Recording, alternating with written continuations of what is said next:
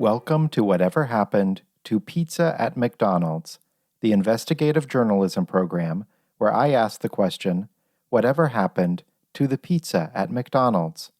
I'm your host, Brian Thompson. After a short time away from this program, I am now back with a major development in the matter of McDonald's pizza matters.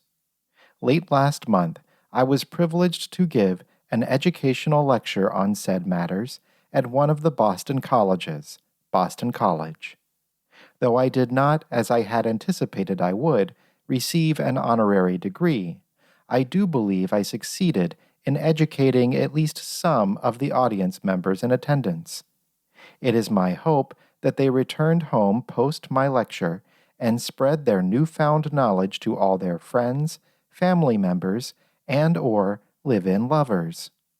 Because of this event's great success, I am pleased to announce that in the not-too-distant future, I will be announcing more such educational lectures at other locations around this earthen globe we call Planet Earth. If you would like to host such a lecture in your own legal domain, please contact me at pizzaatmcdonalds@gmail.com. Considering how educational my lectures can be, you would be shocked at how cheaply they can be booked. Unfortunately, only a short time after I returned from the great city of Boston to my home in the sunny paradise of Los Angeles, California, I became stricken for the second time in my life with the virus known as the COVID-19 coronavirus. Almost suspiciously exactly 1 year ago, I became stricken with said virus the first time after attending a rather crowded concert by the pop-punk, hip-hop, ska-funk, nu metal disco dub, R&B neo-new jack soul band Sugar Ray. This time, I am not sure exactly where I contracted the virus, but I suspect it may have come from a disgruntled waiter I encountered at a local watering hole called California Pizza Kitchen. We had a brief altercation over my refusal to pay a corkage fee for bringing my own pepperonis in from home, a practice, by the way, which is not expressly prohibited anywhere in the official California Pizza Kitchen literature. I believe it is quite likely that after this altercation, the pizza I consumed contained more than simple trace amounts of said waiter's saliva. Normally, this would not concern me, as consuming the saliva of disgruntled food service workers is standard practice for an investigative journalist working in my particular field. But I am pretty sure that when this waiter insisted that I cut my pepperoni slices under the table out of view of other diners, I think I saw him stifle a cough. But no matter the source of the sickness, I have spent the last week in isolation, unable to speak in my normal professional broadcaster's timbre due to the damage done to my throatal tubing.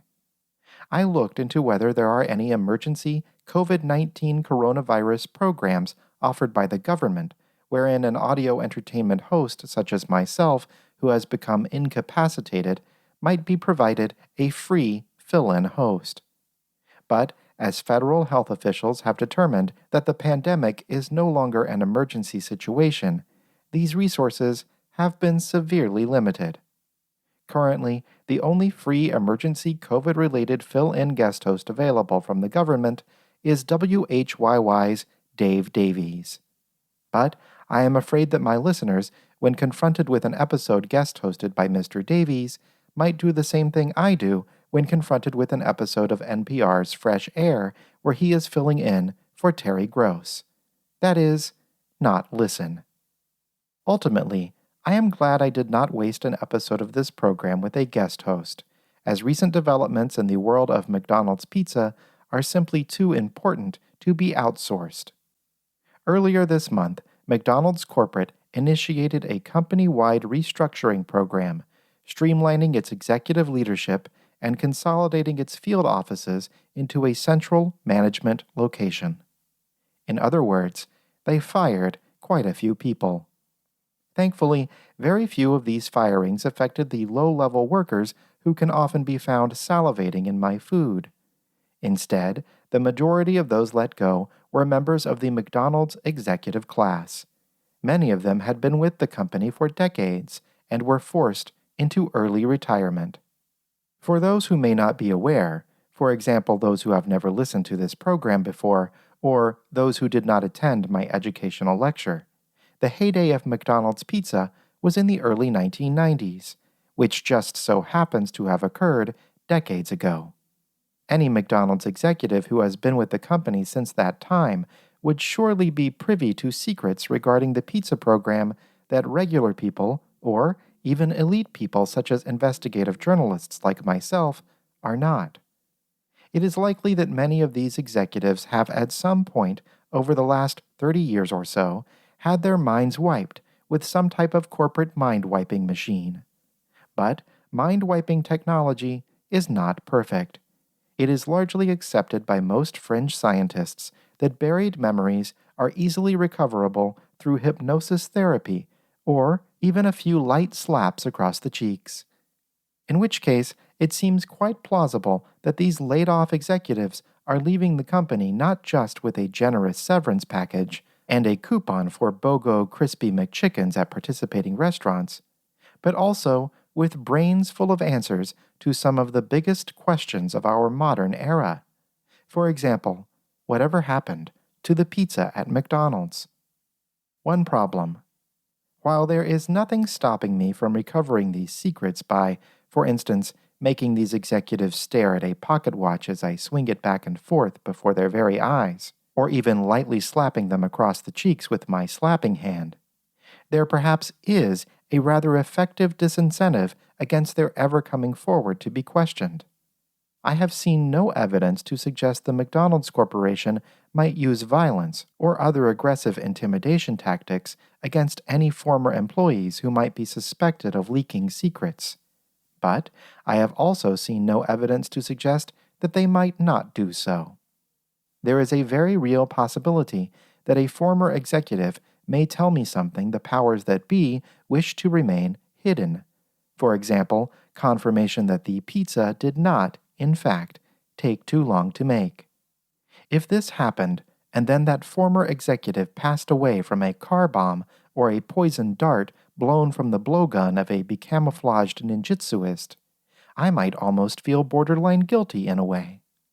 Thankfully, there is already a program that has been used to great success in situations just like this. Called the Witness Protection Program, this is a program used by law enforcement agencies such as the Federal Bureau of Investigation, or FBI, wherein vulnerable witnesses are provided elaborate disguises in order to protect them from threatening forces willing to go to any length to secure their silence. Just as any citizen is legally allowed to detain anyone they suspect of committing a crime through the God-Ben-David-granted power of the citizen's arrest, so too is it a taxpayer's human right to operate their own, smaller-scale witness protection program in order to ensure roughly 33 or so former McDonald's executives might avoid being forcibly passed away for revealing information about the discontinued pizza program. Unfortunately, I do not have the liquid funds to purchase all of the accoutrements necessary to disguise so many people at full retail price. But I believe I know where to find an abundant supply of used and potentially discounted witness protection equipment. FBI Los Angeles. Hello, my name is Brian Thompson. I'm calling with a bit of an unusual request, but I understand that the FBI facilitates something called the Witness Protection Program. Is that correct? Yeah, it depends on the situation. Certainly. Well, I was thinking about maybe starting my own, for lack of a better word, miniature version of the Witness Protection Program, including about 33 people. And I was wondering if maybe the FBI had any surplus wigs or false noses or disguises of any sort that I might use in this endeavor, maybe to purchase wholesale. Oh, no. Hello? Hello? Sorry. No, we don't have any of that information for you. You would have to probably call headquarters or something Okay, headquarters, and where would that be? in Washington. It's DC? Yes. Okay, so I should just Google.com FBI Just watch headquarters for FBI. headquarters for FBI? FBI headquarters. Oh, just FBI headquarters. That would save some time in typing. Okay. FBI headquarters, Washington, D.C. I will Google.com that and hopefully find a telephone number. Thank you very much. You're welcome. Bye-bye. Goodbye. Hello, you've reached the headquarters of the Federal Bureau of Investigation.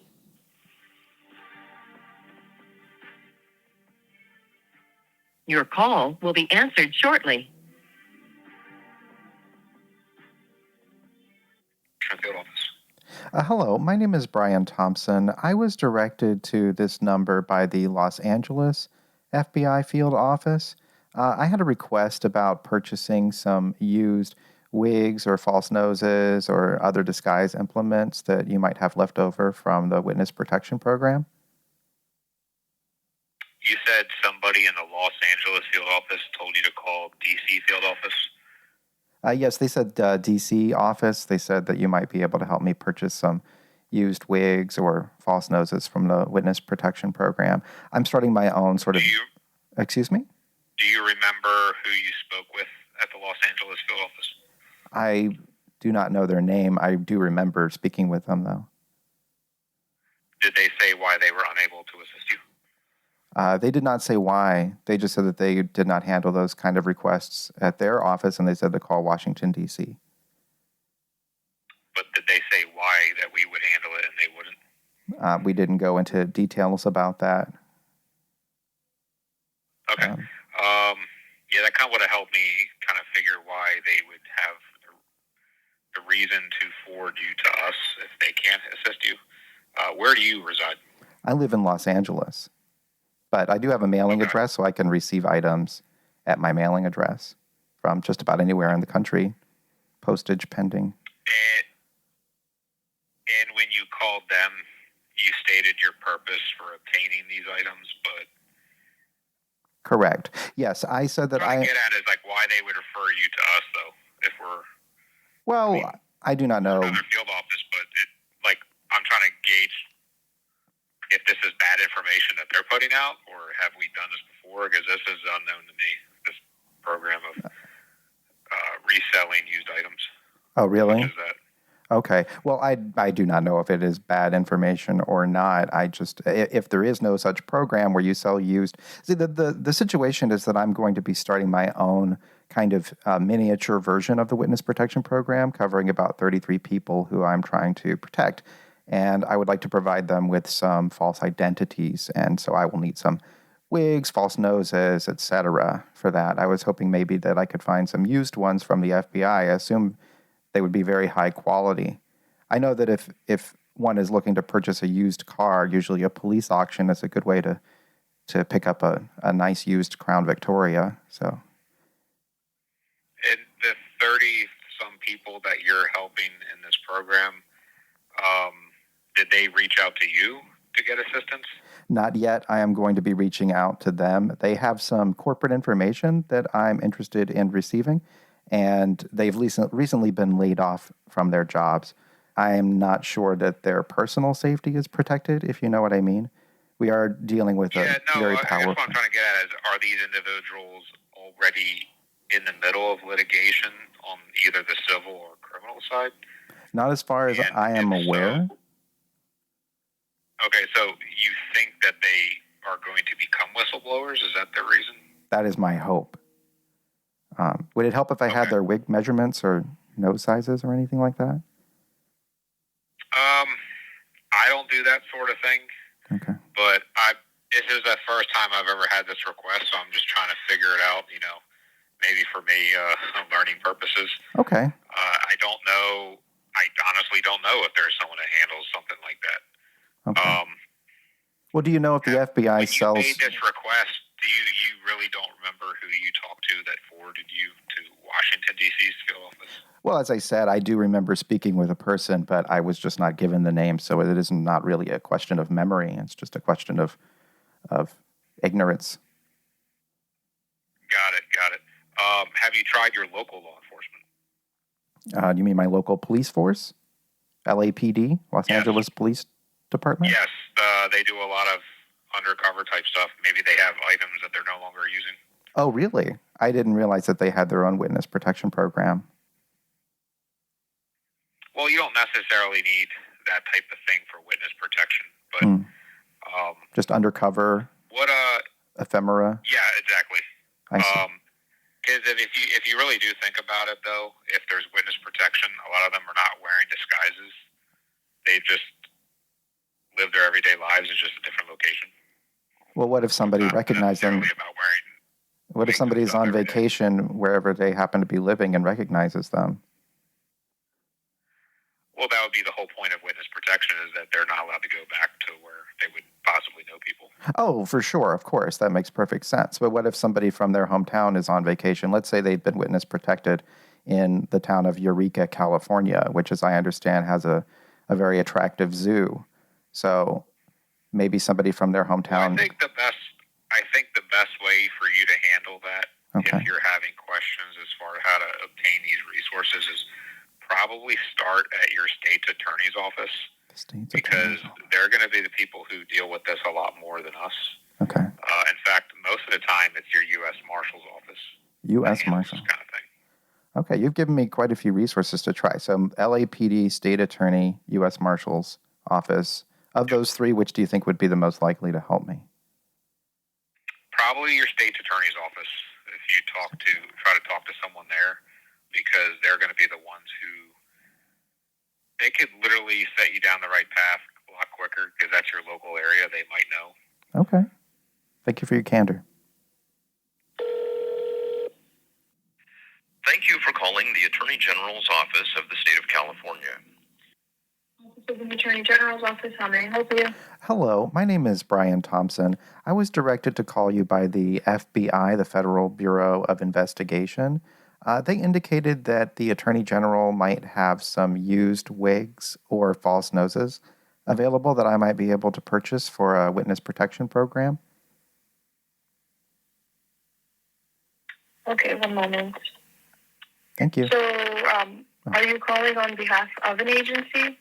No, I'm calling at the behest of an agency, the FBI, Federal Bureau of Investigation. They said that you might have some wigs or false noses that you've used as disguises in various law enforcement activities that you might be able to sell me at a discount. Yeah, I'm sorry about that.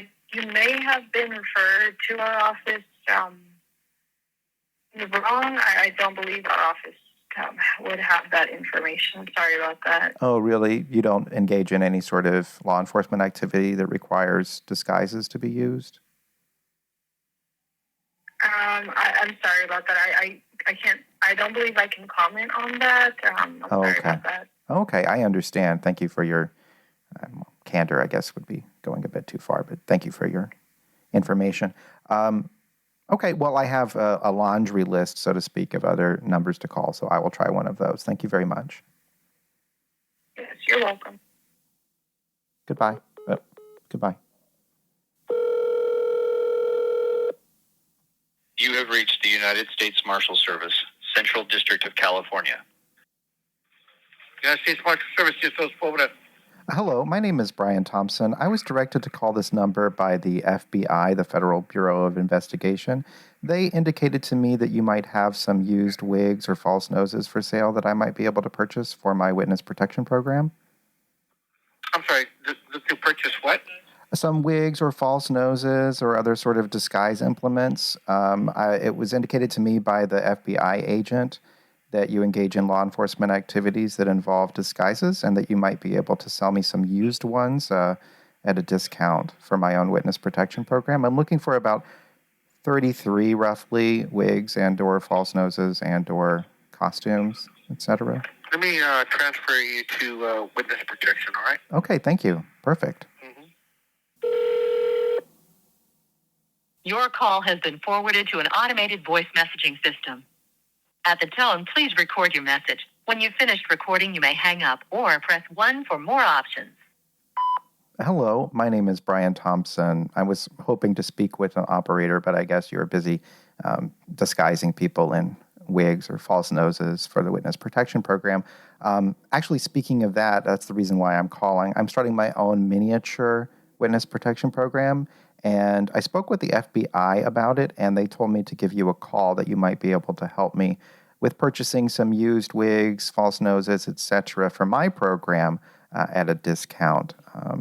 Maybe I will try you again later, or you can give me a telephone call back. My telephone number is 328. Thank you very much. Have a blessed day. Do you know what happened to pizza at McDonald's? Do you remember it? Please send all correspondence to pizza@mcdonalds@gmail.com. To support the show, please join my Patreon at patreon.com/pizza@mcd's for exclusive benefits. And for more information, including links to social media, merchandise opportunities, etc., visit pizza@mcdonalds.com. Thank you to my invaluable Patreon producers: Dan Dreyer, David Friedman, Grant Bacon, Jacob Ford, Joe Kajik, Kimberly King, Kyle Tarak, Nicole Besta, Pam Gabriel, Paulie Egan, Will, Andrew Duffy, Andrew Ahmed Rubin, Billy Jean, Brad Allen Thompson, Gerald Lewis, Jay Poop, Calvin Thomas, Can You Fly Bobby, Laurel Paul, Mel, Mitchell Kordick, Opus Mareshi, and Ryan Guggenmoss. I'm Brian Thompson, investigative journalist.